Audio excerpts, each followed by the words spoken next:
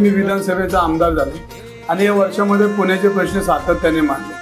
अंमली पदार्थ असेल, पुण्यातली गुन्हेगारी असेल, पर्यावरण असेल, रिक्षा चालक महामंडळ असेल, सर्वसामान्य पर्यावरणावर मी बोललो आणि प्रचंड प्रमाणात पायाभूत सुविधावर बोललो। देशाचे प्रश्न आहेतच, पण देशाचे प्रश्न करता करता पुणेकरांचे प्रश्न आहेत। मग मेट्रो पाहिजे, मेट्रोला हाताने गाडी पाहिजे, रिंग रोड पाहिजे, जे कनेक्टेड रस्ते आहेत ते मिळले पाहिजे आणि वाहतूक सुरळीत झाली पाहिजे। पुणे शहर ज्या गतीने वाढते त्या गतीने विकास झालेला दिसत नाही।